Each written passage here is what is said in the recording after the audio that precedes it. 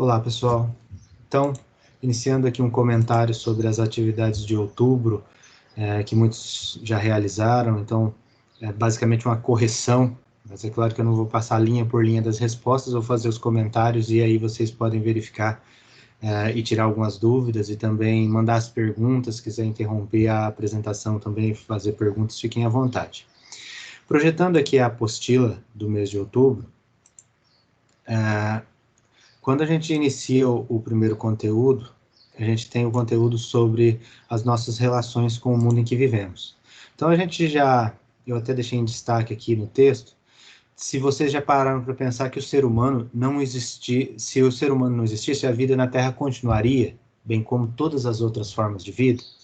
Então, em muitas interpretações, até mesmo religiosas, se tem o ser humano como um topo de cadeia, né? Um ser diferenciado dos demais. Mas se a gente pensa ecologicamente, nós fazemos parte de um todo e não somos superiores ao todo. Então, se nós fazemos parte de um todo, por que nós utilizamos tanto dos recursos naturais, vivos e não vivos, de forma predatória, destruindo eles? Então, são alguns pensamentos que a gente deve ter, algumas análises, para tirar conclusões e até mesmo rever os nossos conceitos de como avaliamos o mundo, como nos relacionamos com o mundo. Esse texto é muito interessante, da Fernanda Rachid, e a primeira atividade, bastante simples, é uma avaliação da realidade que cada um tem que fazer. Então, se nós não formos alienados e formos pensar de forma mais abrangente, ter uma visão do todo e não apenas da nossa realidade, a gente vai visualizar que em muitos locais há problemas de falta d'água. Até mesmo no norte do Mato Grosso, onde nós estamos, onde muitas cidades têm problemas, principalmente no final do período seco, com falta de água nas torneiras, nas cidades. Na zona rural, muitas vezes os poços secam, não é mais tão comum a utilização de minas de água, né, de fontes naturais, sem se cavar o poço, mas muitas vezes essas minas também, essas nascentes, né, secam. Então, há vários problemas. Quais são as causas desses problemas? Se a gente for pensar na sazonalidade, nas variações de temperatura e umidade do ambiente, a gente pode dizer que é uma causa natural. Mas a gente sabe que a ação do ser humano tem influenciado muito. Então, aqui é um exemplo de um reservatório seco. Então, naturalmente, reservatórios da nossa região, por exemplo, eles têm vegetação nativa de florestas. Essas florestas aqui no entorno impedem que solo seja carregado para dentro do rio. E isso faz com que o rio tenha um fluxo maior, as nascentes possam atuar e produzir mais água, né? Então, entre as causas, o assoreamento dos rios, gerado pelo desmatamento, por exemplo, e os efeitos da falta de água nas grandes cidades. Quais seriam os efeitos? Então, a falta do saneamento básico adequado, da higienização adequada de alimentos, de água de qualidade para as pessoas consumirem, que aumenta. Outra situação, concentração da população nos centros urbanos. Então, dos últimos 30 anos para cá, 35 anos para cá, houve um êxodo muito grande da zona rural para as áreas urbanas, pela alteração da própria organização social do nosso país, por exemplo, no mundo todo, mas tendo o Brasil como exemplo, dos últimos anos para cá. Então, 40 anos para cá. Então, quais são as causas da concentração da população nos grandes centros? Muitas vezes, a falta de políticas públicas nesses últimos anos que favorecessem o pequeno produtor ficar no campo. Então, muitos vendem os seus pequenos sítios, as suas pequenas terras e vêm para a cidade buscar oportunidades de emprego. E quais são os efeitos dessa lotação? Algumas cidades, como por exemplo Porto Alegre, tem mais de 70% da população morando em periferias. Então, bairros periféricos, e muitas vezes sem o saneamento básico, sem estrutura de água, luz, telefone, mas principalmente água e esgoto. É um dos maiores problemas que aumenta o número de doenças. Esgotamento dos recursos naturais. Então, isso é um fato. Com o tempo, nós diminuímos a disponibilidade de madeira, a disponibilidade de água potável. A gente está aqui na bacia amazônica, né? Temos a sazonalidade que faz com que falte água em alguns locais. em determinado período do ano. Mas em muitos lugares do mundo, falta água o tempo todo. A escassez de água é um fato. Recursos naturais provenientes de florestas também, eles vão se esvaindo porque há o desmatamento.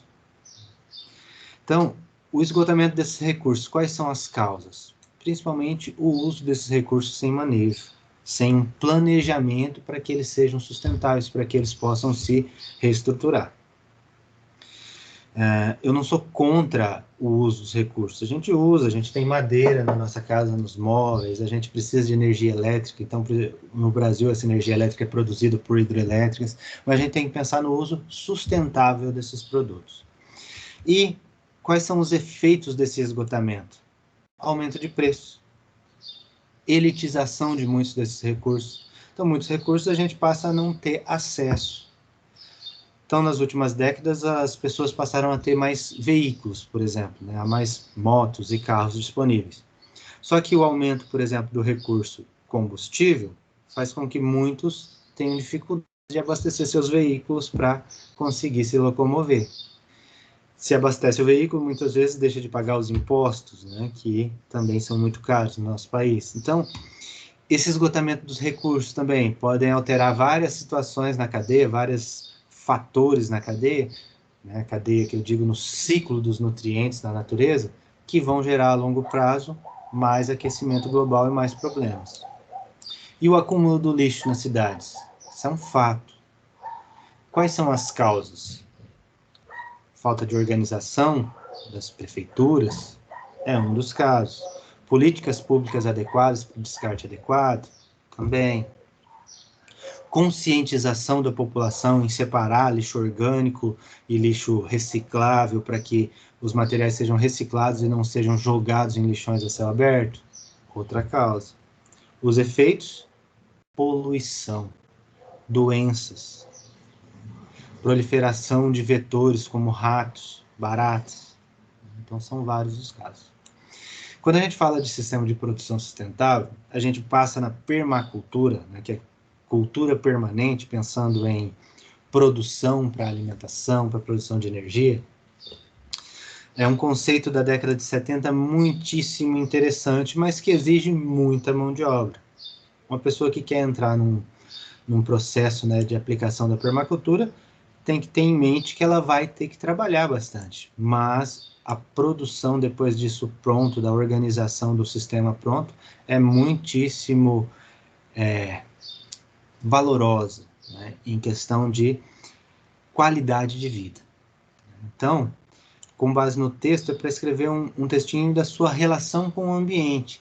Então, não é a minha relação, é a relação do leitor, do aluno.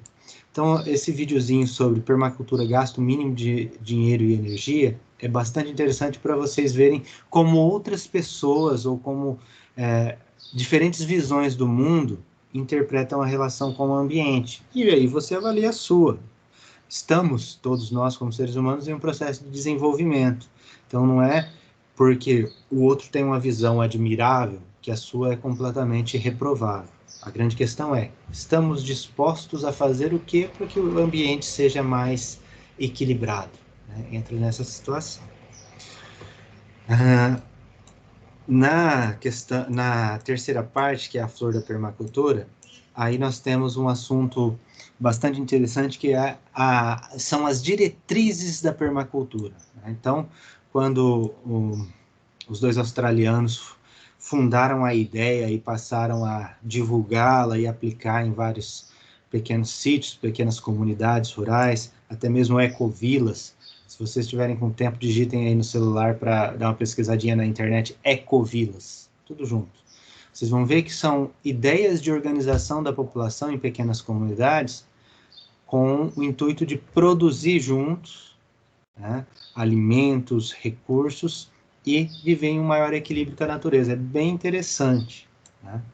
Então, a permacultura ela se baseia em 3 princípios éticos: cuidar da terra, cuidar das pessoas e ter uma partilha justa de tudo que é produzido.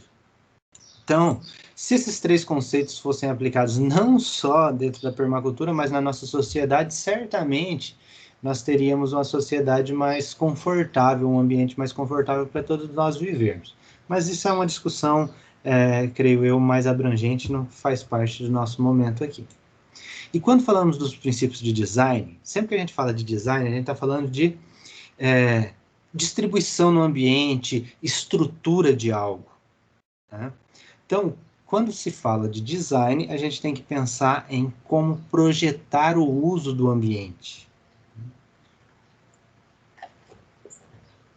Então, veja só, o primeiro aqui, observe e interaja. Esse é muito interessante porque, se você for analisar, nós estamos na região aqui do Médio Norte de Mato Grosso, em que grande parte da área de vegetação, né, as áreas nativas, elas são planas, temos um planalto. Nesses planaltos, eles são cortados, vamos dizer assim, por rios.